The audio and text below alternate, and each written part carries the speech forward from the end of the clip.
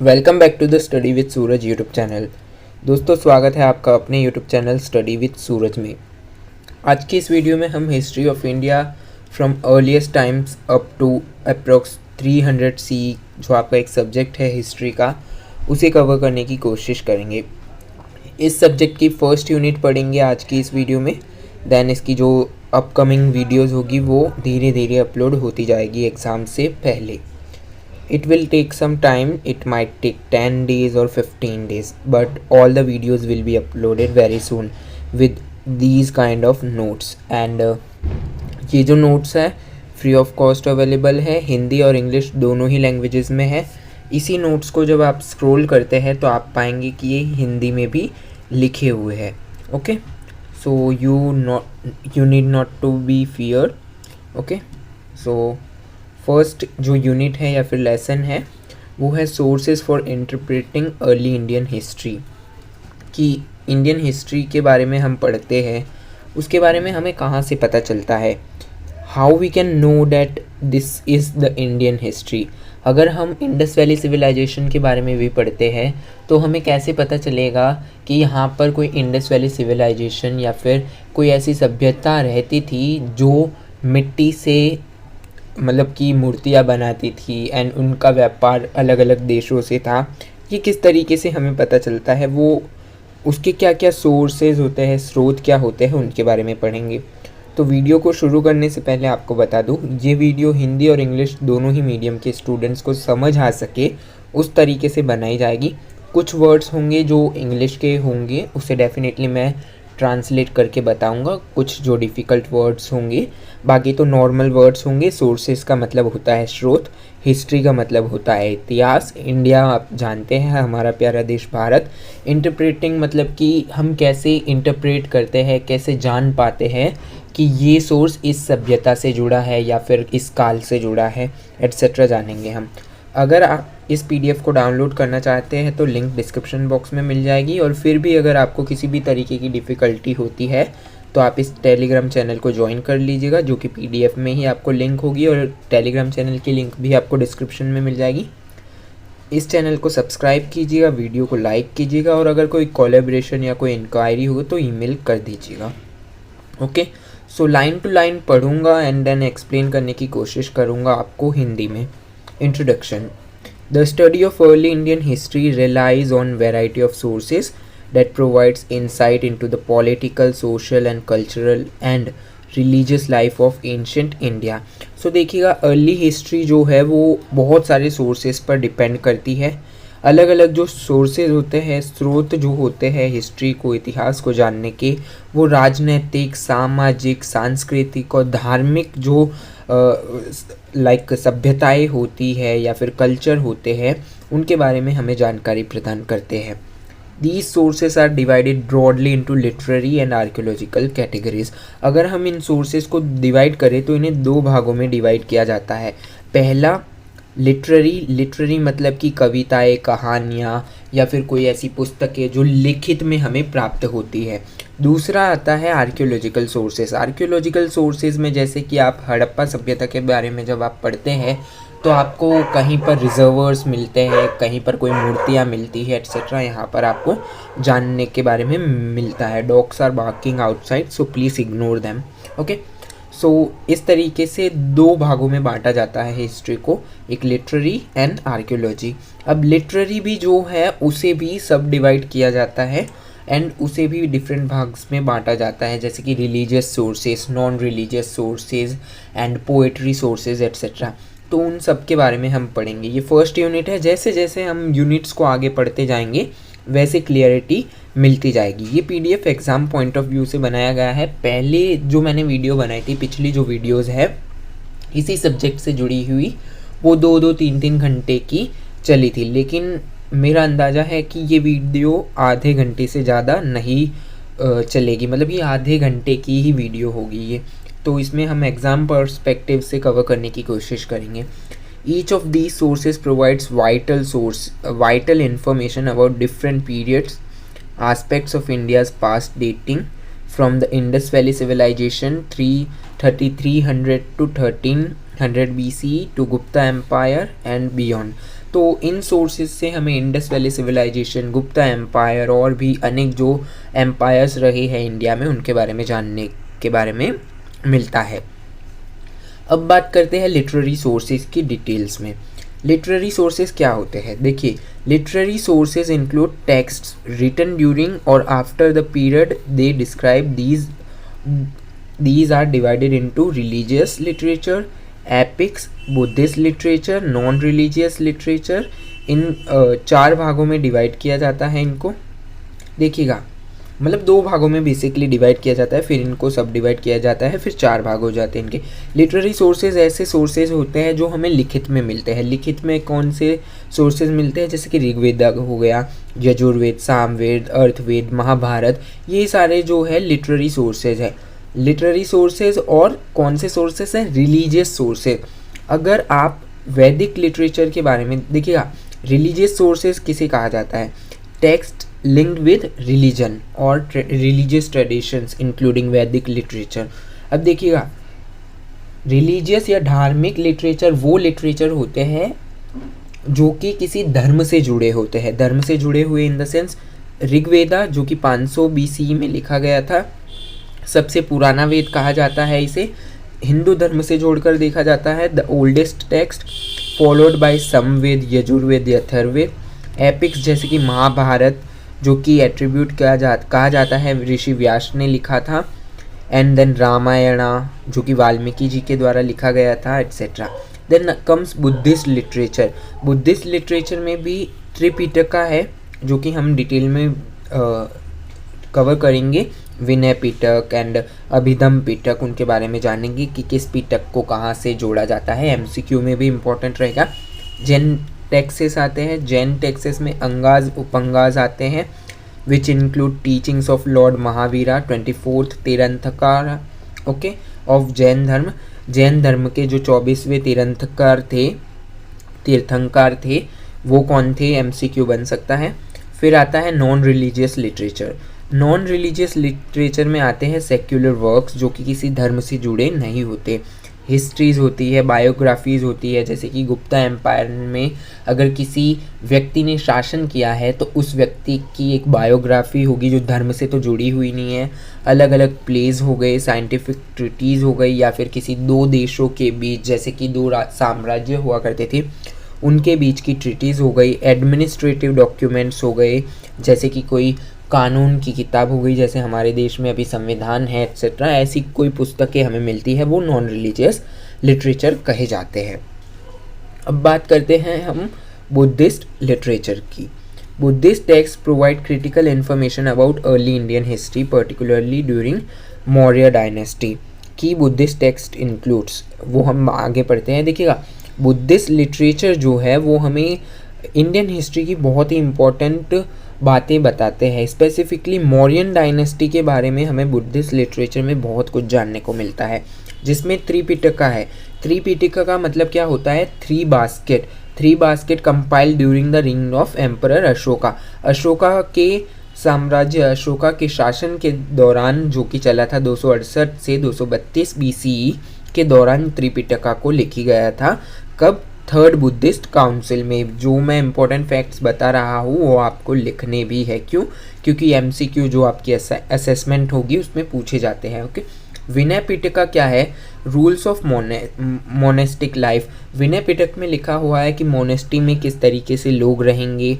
How monks and nuns live during Buddha's time. अब monks कौन होते हैं?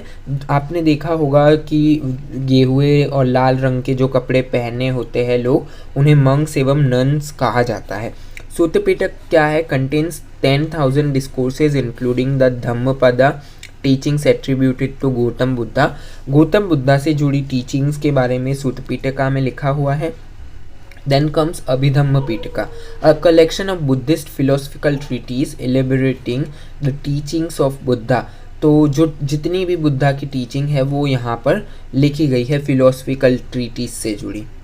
The Milinda Panha, a dialogue between the Greek king Menander and the Buddhist sage Nagasena is another valuable source of Buddhist thought during the Indo Greek period. So Indo Greek period के बाद का एक है जो कि पन्हा और ग्रीक मेनेंडर के बीच की जो वाद विवाद डिस्कशन हुई थी उससे जुड़ा एक बहुत ही इम्पोर्टेंट लिटरेचर है जो कि नागसेना के बीच की और उनकी बातचीत या डिस्कशन पहले हुआ करती थी। वो limitations of literary sources.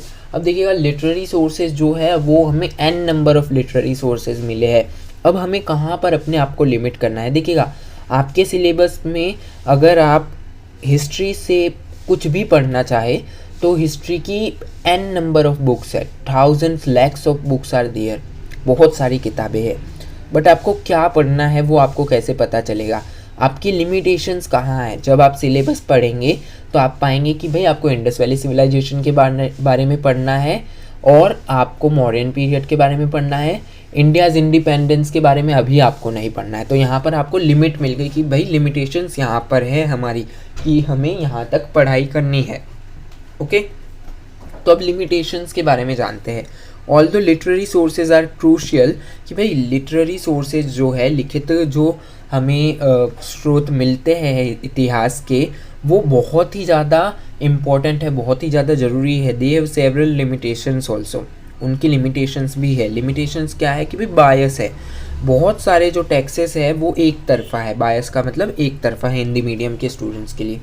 Many texts are written with specific agenda, बहुत सारे जो लिटरेरी सोर्सेज थे उनका स्पेसिफिक एजेंडा था, स्पेसिफिक मोटिव था, कोई उद्देश्य था। वो उद्देश्य क्या था, उदाहरण के लिए हर्ष चरित्र जो लिखी गई है, बाणभट्ट के द्वारा लिखी गई थी, ग्लोरीफाई करती है किसको, हर्षा को। ऑफन एग्जेजरेट, बड़ा चढ़ाकर हर्ष जो एक शासक रहा है भारतीय हिस्ट्री में, हर्षवर्धन, उनके बारे में बताया गया है कि भाई वो ऐसे व्यक्ति थे जिनके आने से बहुत से लोग डर जाते थे, वो बहुत दयालु थे, बहुत ही कृपालु थे, एट्सेट्रा, उनके बारे में बताया गया है। यहाँ पर आपको एग्ज़ाम पॉइंट ऑफ व्यू और specifically assessment point of view से दो बात ध्यान रखनी है। हर्षचरिता लिखी गई है बाणभट्ट के द्वारा। ओके, ये बात आपको याद रखनी है, MCQ आएंगे। Lack of chronology, chronology in the sense कि जैसे कि ये गिनती चलती है 1 2 3 4 5 ऐसे, तो क्रोनोलॉजी में चल रही है ना ये गिनती की 1 2 3 4 5, पर यहाँ पर जब हम हिस्टोरिकल सोर्सेज को पढ़ते हैं या लिटरेरी सोर्सेज को पढ़ते हैं तो यहाँ पर क्या होता है कि 4 यहाँ पर है तो 1 फिर 3 फिर 5 ऐसे, मतलब कोई क्रोनोलॉजी नहीं है, कोई मतलब एक समान नहीं चल रहे। The Puranas for example mix historical और माइथोलॉजिकल विद हिस्टोरिकल इवेंट्स, की इवेंट्स जो है कभी कोई मान लीजिएगा एक for an example easy illustration के लिए बता रहा हूँ, कोई 1700 में हुआ, कोई 1500 में हुआ, तो कोई मतलब कि एक बेसिक क्रोनोलॉजी नहीं मिलती हमें। तो यहाँ पर हमें भरोसा करना बहुत मुश्किल हो जाता है कि रिलायबल हिस्टोरिकल डेटा है या नहीं। फिर interpolation, religious text like Mahabharata were subject to changes over centuries, कि ये कहा जाता है कि अलग अलग जो लेखक आए उन्होंने अपने अपने हिसाब से इन पुस्तकों को लिखा। जैसे कि ओरिजिनल जो महाभारत है उसमें 8800 वर्सेज है, लेकिन फिर इसे एक्सपेंड किया गया और 1 लाख वर्सेज हो गए। तो ये माना जा सकता है कि अलग अलग जैसे जैसे समय बीतता गया वैसे वैसे इन किताबों को, इन सोर्सेज को लिखा गया। रिलीजियस इन्फ्लुएंस, तो religious influence, the Vedas and Puranas primarily focus on religious rituals. अब यहाँ पर देखिएगा एंशिएंट इंडिया जो प्राचीन भारत था उसमें लोग रिलीजियस बहुत हुआ करते थे, वो धार्मिक जो व्यवस्था थी उसे मानना करते थे और धर्म से चलते थे। धर्म जो है वो एक बहुत ही ब्रॉड कॉन्सेप्ट है, धर्म सिर्फ Hindu and Buddhism and Jainism नहीं है। धर्म का मतलब जब आप पढ़ेंगे पॉलिटिकल फिलोसफीज़ में तो धर्म बहुत बड़ी चीज़ है। धर्म का मतलब बेसिक शब्दों में बताओ तो ड्यूटी। तो वो पहले के जो लोग थे वो धर्म से चला करते थे, तो वो अपने जो वेदास है उसमें आप पाएंगे कि वेदास सिर्फ वेद में सिर्फ इतना नहीं लिखा है कि आपको विष्णु जी की या फिर श्री राम जी की पूजा करनी है। इसमें आपको ethics, basic moral values, ethics etcetera पढ़ने के बहुत कुछ सीखने को मिलेगा जब आप पढ़ेंगे वेदास, पुराण, महाभारत, भगवद गीता। तो ये डेफिनेटली ये माना जाता है कि ये रिलीजियस पॉइंट ऑफ व्यू से ज़्यादा लिखे गए थे। इसमें हमें पॉलिटिकल और इकोनॉमिक कॉन्सेप्ट और कॉन्सेप्ट्स कम देखने को मिलते हैं। इनकम्प्लीट इन्फॉर्मेशन कही जाती है कि लिटरेरी सोर्सेज जो है कई इनकम्प्लीट है, जैसे कि अर्बन एलिट पर ज़्यादा फोकस करते हैं, रूरल जो लाइफ होती है, ट्राइबल जो कम्युनिटी होती है उन पर फोकस नहीं करते, जैसे कि अर्थशास्त्र जो है जो कि कौटिल्य, चाणक्य या फिर कहे विष्णुगुप्ता। देखिएगा, चाणक्य को कौटिल्य और विष्णुगुप्ता के नाम से भी जाना जाता था। विष्णुगुप्ता इनका असली नाम था और इनको कौटिल्य और चाणक्य के नाम से जाना जाता था, जो कि मौर्य साम्राज्य में इनके गुरु थे, अशोका के। ओके, तो डिटेल्स में स्टेट क्राफ्ट के बारे में बताया गया है, but little lives about ordinary people, कि भाई राजाओं के बारे में तो हमें उसमें बहुत कुछ जानने को मिलता है, लेकिन जो सामान्य आपके मेरे जैसे जो लोग थे उनके बारे में बहुत ही कम जानने को मिलता है। Non-religious literature and its type. Non-religious literature includes secular text, help in reconstructing the political, social, economic history of India. So non-religious जो literature है वो धर्म से हटकर है, तो यहाँ पर हमें जानने को मिलता है राजनैतिक, सामाजिक, आर्थिक और ऐतिहासिक जो पहलू था भारत का, उसके बारे में जानने को हमें यहाँ पर मिलता है। अब यहाँ पर किस तरीके से जानते हैं हम नॉन रिलीजियस लिटरेचर को, प्लीज़ इग्नोर कीजिएगा जो कुत्ता भौंक रहा है उसे। हिस्ट्रीज एंड बायोग्राफीज, हिस्ट्री में क्या है, रजत रंजनी किसके द्वारा लिखी गई थी, काल्हान के द्वारा 12वीं शताब्दी में लिखी गई थी। यहाँ पर हमें क्या जानने को मिलता है, यहाँ पर हमें historical account of Kashmir, Kashmir के बारे में जानने को मिलता है, starting from its historical and mythological origins. फिर अब बात आती है हर्षचरिता की, तो हर्षचरिता में हमें हर्षवर्धन हर्षा की बायोग्राफी के बारे में जानने को मिलता है, जो कि बाणभट्ट के द्वारा लिखी गई थी 7वीं शताब्दी में। यहाँ पर हमें हर्ष के जो शासनकाल में कैसी कंडीशन थी, सामाजिक, राजनीतिक एनवायरनमेंट कैसा था नॉर्थ इंडिया का स्पेसिफिकली, उसके बारे में जानने को मिलता है। Then comes plays and poetries, फिर बात आती है प्लेज एंड पोएट्रीज की, तो Shakuntala celebrated Sanskrit play by Kalidasa. यहाँ पर क्वेश्चन बनता है डायरेक्ट कि शकुंतला प्ले किससे रिलेटेड है, कालिदास से।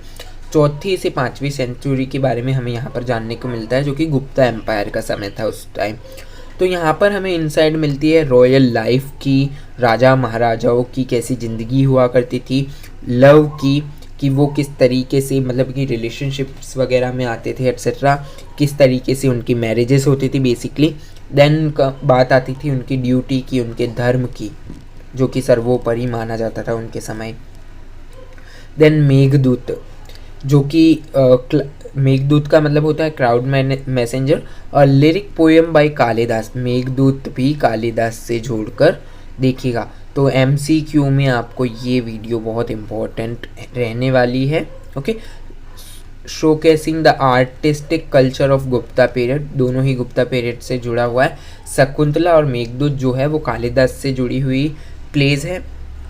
फिर साइंटिफिक एंड टेक्निकल वर्क्स की बात करें तो अर्थशास्त्र, अर्थशास्त्र में हमें स्टेट क्राफ्ट के बारे में बहुत कुछ जानने को मिलता है। अर्थशास्त्र जो है कौटिल्य, चाणक्य, विष्णुगुप्ता, जो भी आप कहो, उनके द्वारा लिखी गई थी। वो एडवाइज़र थे चंद्रगुप्त मौर्य के, जो कि 321 to 297 तक उन्होंने शासन किया। It is a treatise on economics, economics के बारे में हमें अर्थशास्त्र में जानने को मिलता है। स्टेट क्राफ्ट, मिलिट्री स्ट्रेटजी, इन सब के बारे में हमें अर्थशास्त्र में जानने को मिलता है। फिर बात आती है चरक संहिता की, जो कि सुश्रुत संहिता एंड चरक संहिता है। उसमें हमें जानने को मिलता है medieval treatise of compiled around 22nd century. उसमें हमें अलग अलग मेडिसिन, सर्जरी के बारे में जाना जाता है। आप अगर आज भी देखें तो दिल्ली में ऋषि सुश्रुत ट्रॉमा सेंटर दिल्ली के सिविल लाइंस में स्थित है। सुश्रुत को माना जाता है कि पहले व्यक्ति थे जिन्होंने सर्जरी की। तो चरक के बारे में भी आप बताइए कमेंट सेक्शन में कि वो कौन थे, उन्हें क्यों और उनकी क्या उपलब्धियाँ थी। फिर ट्रेवलर्स अकाउंट, कि भाई अलग अलग देश के, देखिएगा अलग अलग टूरिस्ट आते हैं। अब मान लीजिएगा कि कोई टूरिस्ट विदेश से, मतलब मान लीजिएगा कि कोई टूरिस्ट आया इंडिया में, वो गया हम्पी टेम्पल। हम्पी टेम्पल का आर्किटेक्चर उन्होंने देखा, विजयनगर की हिस्ट्री के बारे में उन्होंने देखा। फिर उन्होंने लिखा कि भाई इंडिया में एक ऐसा टेम्पल है जहाँ पर बहुत ही अच्छा आर्किटेक्चर है, वहाँ के स्टोन्स में मूर्तियाँ किस तरीके से लगाई गई थी आज से 2000 साल पहले। देन वो गया कैलाशा टेम्पल। फिर उसने लिखा कि कैलाशा टेम्पल, कैलाशा जो मंदिर है महाराष्ट्र में स्थित है, उसको किस तरीके से एक पहाड़ को ऊपर से नीचे काट कर बनाया गया। देन वो गया अलग अलग विज़िट किया अलग अलग प्लेसेस को, तो वो अपनी पुस्तक में लिखता है, तो वो ट्रैवलर्स अकाउंट कहे जाते हैं। इंडिका जो है वो मैग्थनीज के द्वारा लिखी गई थी, ग्रीक अम्बेसडर था, चंद्रगुप्त मौर्य के समय आया था और डिस्क्राइब करता है मौर्यन एम्पायर के बारे में, उनके एडमिनिस्ट्रेशन, उनके सोसाइटी के बारे में बताता है इसमें। फाहियान और हुंगसेंग जो है वो चाइनीज़ बुद्धिस्ट पिलग्रिम्स थे। बुद्धिस्ट मतलब इन्होंने बुद्धिज़्म को एक्सेप्ट किया था और बुद्धिज़्म की तलाश में ही भारत आए थे। और इन्होंने गुप्ता पीरियड के दौरान फाजियान आए और हर्षा पीरियड के समय हुआंगजेंग आए। उन्होंने डिटेल अकाउंट प्रोवाइड करवाया है रिलीजियस प्रैक्टिसेस के बारे में, अर्बन लाइफ के बारे में, पॉलिटिकल स्ट्रक्चर के बारे में। इंस्क्रिप्शंस, आपको एक काम करना पड़ेगा, इंस्क्रिप्शन यहाँ पर तो मैंने इमेजेस लगाई नहीं है, लगा नहीं पाया हूँ बेसिकली, तो आप इंस्क्रिप्शन सर्च कीजिएगा और देखिएगा। फिर भी मैं यहाँ पर समझाने की कोशिश करता हूँ। मान लीजिएगा कि ये कोई पत्थर है, पत्थर पर खुरच कर जो कुछ लिखा जाएगा उसे इंस्क्रिप्शन कहा जाएगा। एक पुस्तक पर अगर कुछ लिखा जाएगा तो उसे लिटरेरी सोर्सेस कहा जाएगा। इंस्क्रिप्शन और लिटरेरी सोर्सेस में आप अंतर कर पाएंगे। ओके, तो आप अगर आपके पास थोड़ा सा समय हो तो यूट्यूब में आप सर्च कीजिएगा difference between inscription and literary sources. Okay, 2 minute की वीडियो इनफ है, या फिर एक 2 मिनट की शॉर्ट्स भी आती है, मिनट्स नहीं मतलब सेकंड्स की, 30 seconds etcetera. Okay, so inscription and administrative record के बारे में जानते हैं। प्लीज़ इग्नोर कीजिएगा बैकग्राउंड नॉइस को। The addicts of Ashoka the 3rd century BC are among the most important inscriptions in Indian history. These edicts carved on rocks and pillars across the subcontinent reflect Ashoka's policies, his conversion to Buddhism and efforts to promote moral living Dhamma. तो देखिएगा mostly जो हमें inscription मिलते हैं वो अशोका से जुड़े मिलते हैं। अशोका से जुड़े मिलते हैं तो अशोका इंस्क्रिप्शंस में क्या प्रमोट करते हैं? वो प्रमोट करते हैं बुद्धिज़्म को, मोरल वैल्यूज़ को, एथिक्स को एंड कॉन्वर्जेशन को जो अशोका की हुई है अदर रूलर्स के साथ। आर्कियोलॉजिकल सोर्सेज की बारी अब आती है। तो आर्कियोलॉजिकल सोर्सेज जैसे कि मैंने आपको बताया, जितनी भी आर्कियोलॉजिकल फाइंडिंग्स है, जैसे कि दिल्ली का पुराना किला हो या फिर कुतुब मीनार हो, लाल किला हो, ये सारी आर्कियोलॉजिकल फाइंडिंग्स है। आर्कियोलॉजी सर्वे ऑफ इंडिया इसे मैनेज करता है। Okay, monuments and structure, first type of archaeological things और sources are the great stupa at Sanchi, Bhopal के पास स्थित है सांची एक जगह में स्तूपा, जो कि अशोका की रिंग में कंस्ट्रक्ट करवाया गया था, इल्यूस्ट्रेट करता है बुद्धिस्ट आर्किटेक्चर को। Then Ajanta and Ellora caves feature intricate rock cut Buddhist, Jain, Hindu temples and monasteries. Inscriptions, the Ashokan edicts are found throughout India, Nepal, Pakistan, Afghanistan. So Ashokan edicts जो है वो हमें पूरे ही इंडियन कॉन्टिनेंट के पास देखने को मिलता है। वो कहते हैं ना अखंड भारत के पास, भारत, नेपाल, पाकिस्तान, अफगानिस्तान आदि के पास। They describe Ashoka's adoption of Buddhism, his moral code Dhamma and his administrative policies आदि। The Allahabad pillar inscription of Samudragupta, तो अलाहाबाद पिलर इंस्क्रिप्शन किससे जुड़ा हुआ है? समुद्रगुप्ता से जुड़ा हुआ है। Provides a detailed account of his military conquest and the political scenario of Gupta empire। तो यहाँ पर हमें समुद्रगुप्ता से जुड़ी मिलिट्री कॉन्क्वेस्ट के बारे में, political scenario of Gupta empire के बारे में जानने को मिलता है इलाहाबाद पिलर इंस्क्रिप्शन से। फिर बारी आती है कॉइन्स की। कॉइन्स में इंडो ग्रीक कॉइन्स है जो कि इंस्क्रिप्टेड है बोथ ग्रीक और प्राकृत लैंग्वेजेस में, जो कि हमें जानकारी देते हैं अलग अलग रूलर्स की, डेमेट्रीज की, मेनेंडर्स की, गुप्ता एम्पायर के कॉइन जो कि बहुत ही शक्तिशाली पावरफुल कॉइन माने जाते हैं इंडियन हिस्ट्री में, पर्टिकुलरली दो Samudragupta and Chandragupta second depict Hindu deities. उनके कॉइन्स में हिंदू देवी देवताओं के चित्र मिलते हैं। Reflect religious and economic prosperity, कि भाई उस समय लोग धार्मिक भी हुआ करते थे और सफल भी हुआ करते थे। तो ऐसा मत मानिएगा कि अगर आप धार्मिक हैं तो सफल नहीं हो पाएंगे, जितना आप धर्म से चलोगे उतने ज़्यादा सफल बनते जाओगे। Then pottery and artifact, the painted grey ware PGW, culture associated with the Mahabharata period. Approx C का जो मतलब होता है यहाँ पर लगभग होता है। जब भी आप हिस्ट्री पढ़ें तो कहीं भी आपको ऐसा सी देखने को मिले तो उसका मतलब होता है लगभग या अप्रोक्स इंग्लिश में। लगभग 1200 से 600 BC offers clues to the material culture and settlement patterns of early Vedic communities. Painted grey wares मतलब कि मटके वगैरह जो है वो यहाँ पर मिलते हैं, जो कि वैदिक काल से इनको जोड़ा जाता है। बरियल साइट्स मतलब कि शमशान घाट जिसे कहा जाता है, या फिर ऐसी जगह है जहाँ पर मुर्दों को दफनाया जाता था। मोहनजोदाड़ो जिसे हड़प्पा सभ्यता से जोड़कर देखा जाता है, इंडस वैली सिविलाइजेशन के पार्ट है, जो कि 3300 से 1300 BC तक चली थी ये सभ्यता कुछ। Reveal sophisticated urban planning, drainage system and burial practice indicating a highly organised society. तो मोहनजोदाड़ो जो है, हड़प्पा जो है, वहाँ पर हमें इंडस वैली सिविलाइजेशन के बारे में जानने को मिलता है।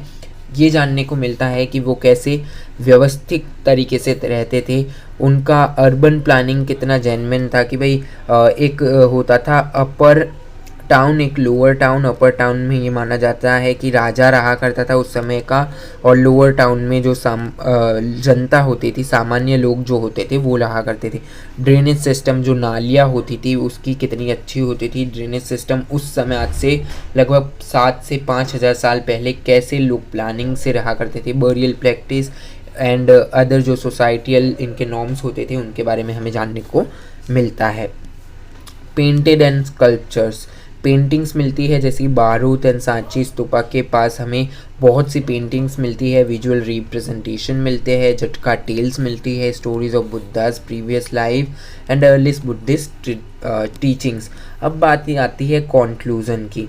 तो कॉन्क्लूज़न से पहले आपको एक बात बता दूं कि अगर आपको कोई कन्फ्यूज़न है कि मुझे ये बात समझ नहीं आई या इंडस वैली सिविलाइजेशन से रिलेटेड कोई बात समझ नहीं आई, तो हैव सम पेशेंस, बिकॉज ये तो सिर्फ आपकी फर्स्ट यूनिट थी और फर्स्ट यूनिट इंट्रोडक्टरी यूनिट है। इसके बाद डिटेल में हम Indus valley civilisation, then Harsha period, Gupta period and each and every period जो भी हमारे सिलेबस में है डिटेल में कवर करेंगे। ये इंट्रोडक्टरी वीडियो थी, बाकी भी वीडियो आती जाएगी अलग अलग सब्जेक्ट की डिटेल में। So have some patience, so we will definitely complete the syllabus like this. So both literary and archaeological sources are crucial to interpret history। की आर्कियोलॉजिकल पुरातात्विक और लिखित जो सोर्सेज है, स्रोत है, वो भारतीय इतिहास को जानने के लिए बहुत ही महत्वपूर्ण है। लिटरेरी सोर्सेज हमें नरेटिव्स प्रोवाइड करवाते हैं, आर्कियोलॉजिकल सोर्सेज हमें एविडेंस प्रोवाइड करवाते हैं। कैसे? मटेरियल एविडेंस आइदर वैलिडेट और challenge these narrative together. These sources दोनों को जब कंबाइन करके पढ़ा जाता है तो हमें और भी मतलब कि 100% श्योर हो जाते हैं। जैसे कि कोई महाभारत का समय था, महाभारत के समय हमने एक देश माफ़ कीजिएगा एक जगह हस्तिनापुर के बारे में हमें जानने को मिलता है, पानीपत के बारे में हमें जानने को मिलता है। तो ये जगह आज भी एग्जिस्ट करती है। यहाँ पर आर्कियोलॉजिकल सर्वे पुरातात्विक विभाग ने खुदाई जब की तो यहाँ से हमें कुछ आर्कियोलॉजिकल फाइंडिंग्स मिली, पुरातात्विक कुछ स्रोत मिले। तो इन स्रोतों को महाभारत से, जो महाभारत की पुस्तक में जो कुछ लिखा हुआ है उनसे जोड़कर देखा तो फिर क्या होता है, यहाँ पर श्योरिटी मिलती है हमें कि क्या सच है या झूठ है etcetera. Then Gupta golden age के बारे में जानने को मिलता है एट्सेट्रा। तो ये था कंक्लूजन एंड आज के लिए इतना ही। मिलते हैं नेक्स्ट वीडियो में। हिंदी में भी यही PDF है, आपको सिर्फ स्क्रॉल करना है। और अगर आपको ये वीडियो अच्छी लगी हो तो लाइक कीजिएगा, शेयर कीजिएगा। एंड अगर कोई भी आपको ये PDF चाहिए हो, कोई भी इंक्वायरी चाहिए हो SOL NC वेब या रेगुलर कॉलेज से रिलेटेड कोई भी इंफॉर्मेशन चाहिए हो, you can join the Telegram channel and you can access the information. Joining of the telegram channel is absolutely free. The PDF is also absolutely free. You can do special thanks if you want. It is paid, but I won't prefer you to do. You are just watching the video, and if you are just liking the video, that is enough. I don't want any money from your side. Okay, so that's great, and it was a good session, I hope, and I hope that you have shared it. That's it. मिलते हैं next video में. धन्यवाद.